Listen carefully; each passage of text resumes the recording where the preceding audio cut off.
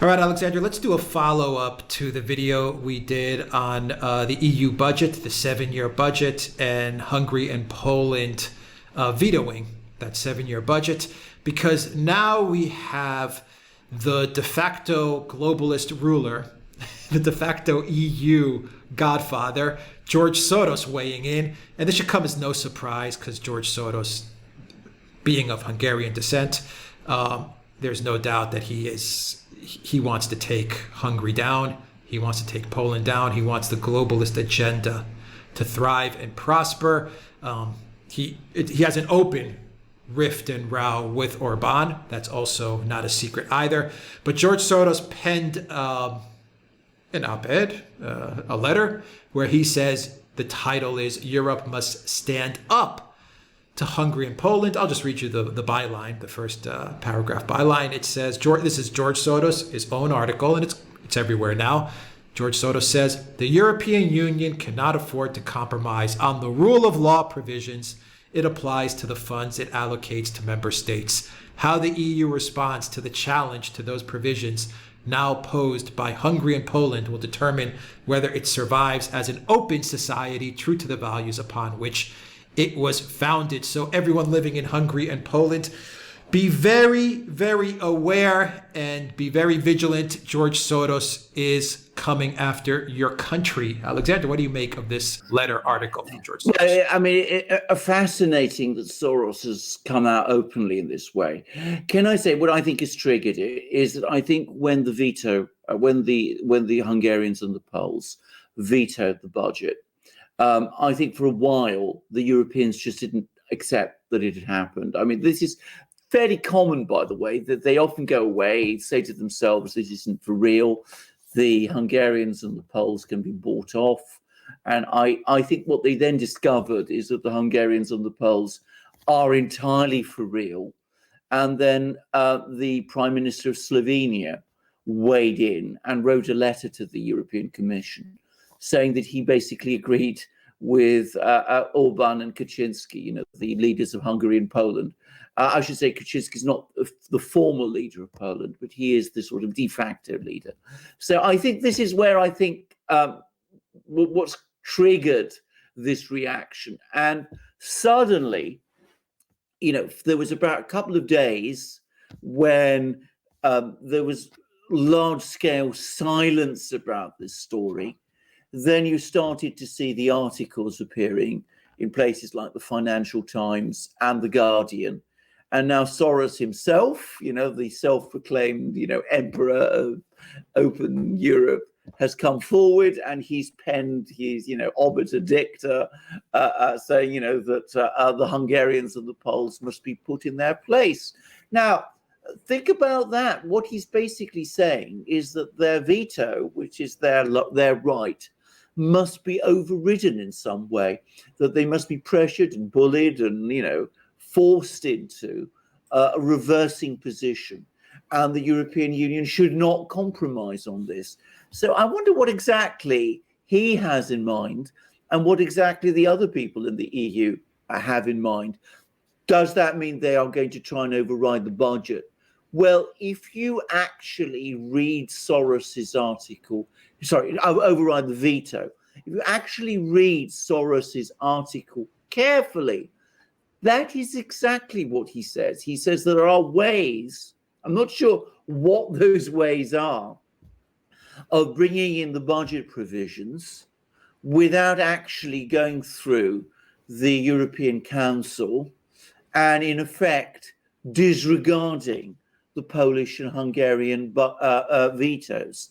Now, if that happens, if you start finding sort of backstairs ways of implementing EU decisions, overriding the vetoes of member states, well, I think that's going to be an absolutely incendiary thing, because that means then that these member states have lost all power over the EU, which, even the notional power that the veto supposedly grants them, that's basically gone, and that it's the European government you would have to start calling it a government, in Brussels and Frankfurt, which is able to impose its decisions on all the EU member states, and that the veto has ceased to have any meaning anymore. So I think it's quite a remarkable thing for Soros to say. I wonder whether it would survive a legal challenge in the European Court of Justice. Perhaps it would. And if that is so, then I think, in a way, Soros has done us all a favor, because it's exposed even further the reality of what the EU has become. And when Orban says that it's starting to look more and more like the Soviet Union, that is exactly what it has become.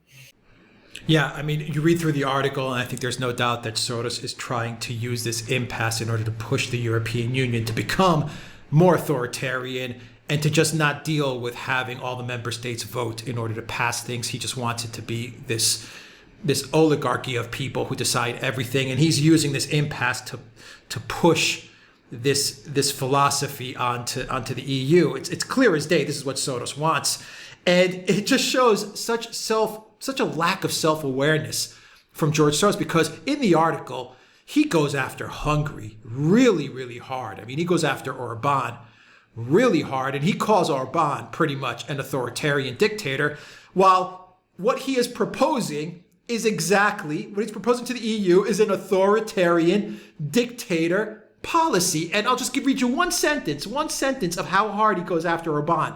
Quote, Orban has constructed in Hungary an elaborate kleptocratic system to rob the country blind. The amount by which he has enriched his family and friends is difficult to estimate, but many of them have become exceedingly wealthy. This is coming from George freaking Soros. Well, I know, well, quite, yes, exactly. I mean, it does seem astonishing that he would be saying that, given who he is and how he made his money. I mean, it's quite astonishing that he says these things. And of course, he talks about, the EU set up, the betraying its own founding principles. I think, again, you go back in time to the kind of things that were said when the EU was founded. Or rather, it wasn't the EU then, it was the European Economic Community when it was founded. It's completely different from what Soros is saying. You're absolutely right. He talks about openness and democracy and the open society and all those things, but he's completely intolerant of people who don't agree with his vision, and he's quite happy to impose it in extremely authoritarian ways. And the way he's prepared to do it, as I said, is by overriding the veto. If you read the article carefully, that is what he suggests. He says that the veto should be overridden on the question of the budget. Of course, the budget is the key, because if the EU if the EU's budget is no longer susceptible to the veto power of the sovereign states, then they're not sovereign anymore. And that seems to be the agenda here. Everything falls apart, and I think that's the plan. Once the veto power goes in the budget, then it goes for everything, and that's it. The EU is cooked. Exactly so. I mean, then it ends. It's over. As it's no longer a community. It's not even a union. It's a unitary system controlled from the center. It would be completely different from the EU, that the kind of EU that it was supposed to be. Of course, it will be very much more like the EU that is evolving and which Soros wants to see. I'm going to make a guess, by the way. I think this article is going to make some people in Hungary and Poland and in other member states want to dig in even harder. And I think you will see huge resistance to any attempt to water down the veto to the extent that it's left. Yeah. I mean, well, if you were Hungary and Poland, and now openly, it's in a letter, it's openly, Soros is coming after you, what do you do?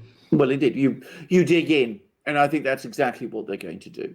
I think that's precisely what they're going to do. And as I said, we're seeing other states like Slovenia coming out and supporting them. Yeah. And I suspect more and more will quietly do so. Yeah, I think was it Slovenia or Slovakia? I think it was Slovenia. I think it was Slovenia, actually. Okay. Yeah. So, final question: why don't all these damn member states just get rid of this open society from their society? Because it's so damn toxic. Well, it is.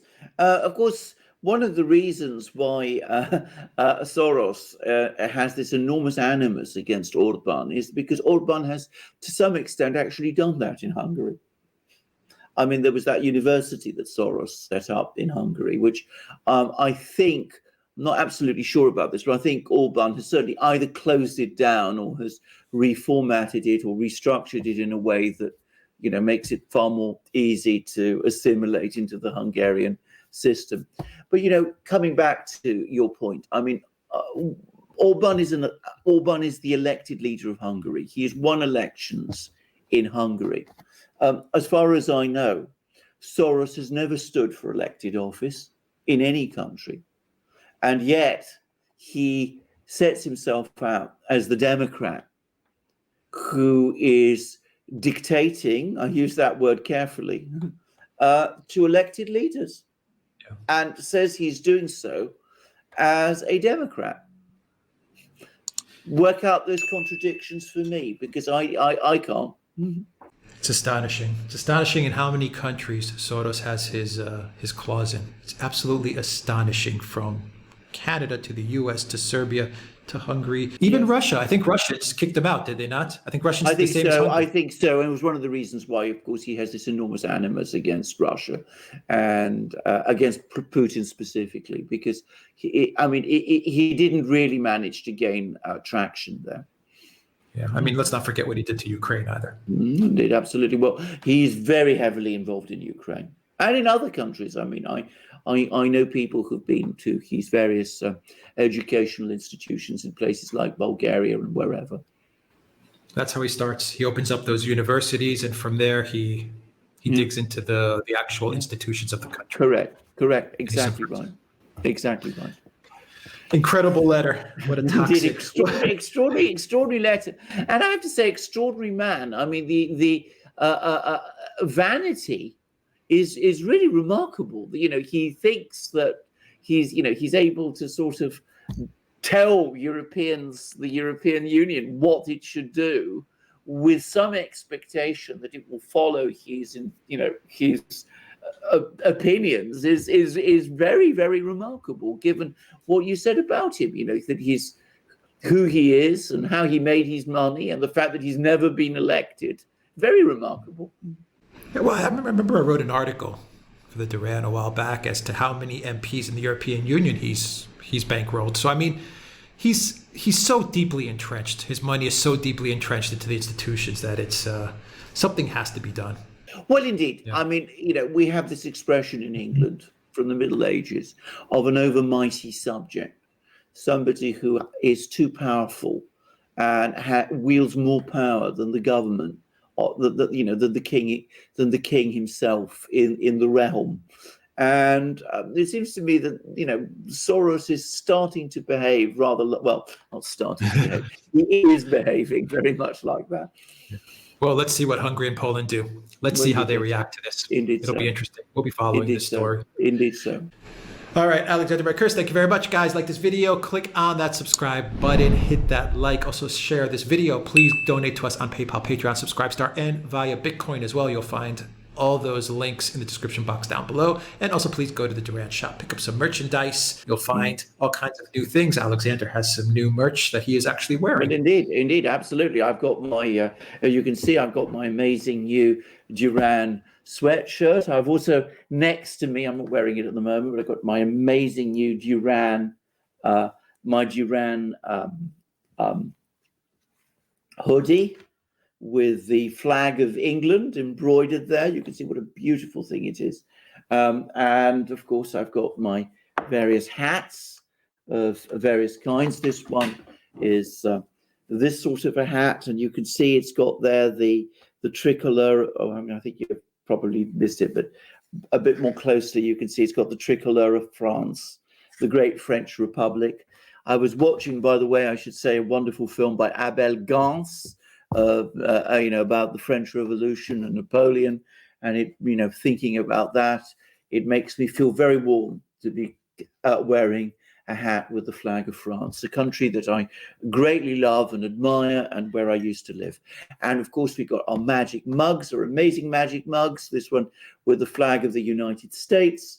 And you can find lots of our magic mugs, the best magic mugs in the world. You can find them in our shop with the flags of many, many countries on them. And they are amazing. They are all wonderful. All the products in our shop are wonderful. The feedback we get is terrific. And you support our channel by buying these wonderful things from our shop. And of course, you support us too by finding us on our various platforms, BitChute, Library, Odyssey, Rumble. And you also support us through, going to Patreon and Subscribe Star.